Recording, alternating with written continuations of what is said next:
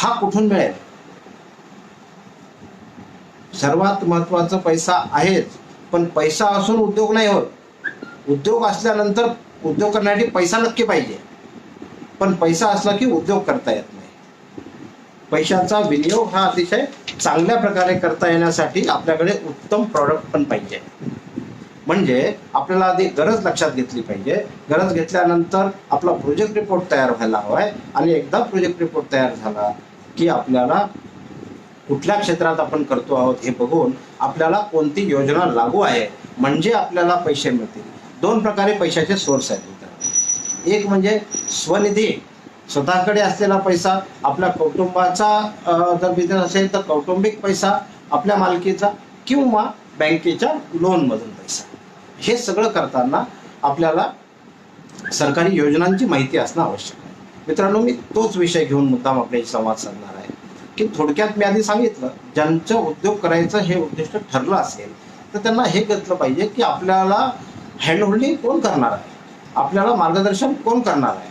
तर इन सारखं जे नेटवर्क आहे त्यामधून अनेक आपल्याला मार्गदर्शक मिळतात आहेत, आणि त्याच्या कडेमध्ये उद्योग मित्र स्टार्टअप इन्स्टिट्यूट सुद्धा आज जोडले गेलेले आहे. त्यामुळे उद्योग मित्र स्टार्टअप इन्स्टिट्यूटच्या माध्यमातून आम्ही हे सगळं मार्गदर्शन करतोच, परंतु त्याच्या पुढे जाऊन आपल्याला आज योजनांची माहिती घ्यायची आहे. या योजनांच्या माहितीमध्ये काय आहे प्रामुख्याने, तर फायनान्सच्या योजना कोणत्या आहेत, मार्केटिंगच्या योजना कोणत्या आहेत, आणि प्रोत्साहनाच्या योजना कोणत्या आहेत. आता फायनान्सची योजना आपण पहिल्यांदा घेऊया. यामध्ये मुद्रा नावाची योजना आपण ऐकली असेल. यामध्ये 10 लाखापर्यंतचं जे कर्ज आहे ते विना तारण, विना गॅरंटर, म्हणजे कुठलाही गॅरंटी लागणार नाही. गॅरंटर म्हणून कुणाची सही घ्यायची आवश्यकता नाही, फॉर्म भरायची गरज नाही, आणि तारण म्हणजे मॉर्गेज करण्याची गरज नाही, कुठल्याही प्रकारचं गहाण ठेवण्याची आपली स्थावर मालमत्तेची गरज नाही. असं असताना ग्रामीण भागातला असो की शहरी भागातला असो, ज्याला उद्योग सुरू करायचा आहे त्याच्यासाठी पण, ज्याचा उद्योग चालू आहे त्याच्यासाठी सुद्धा 50,000पासून ही योजना सुरू होते. 5 लाख आणि 10 लाख अशा 3 टप्प्यामध्ये ही योजना आहे. सगळ्या नॅशनलाइज बँकांमधून ही योजना चालू आहे.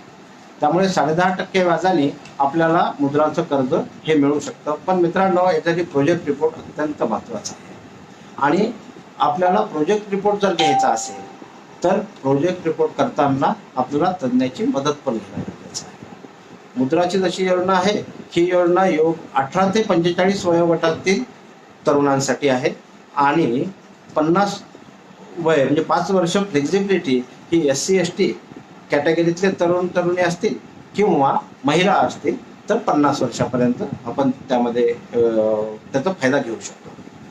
दुसरी योजना आहे स्टँडअप इंडिया. आपण नाव ऐकलं असेल. काही योजनांचं असं आहे की 10 लाखामध्ये प्रोजेक्ट होणार नाही.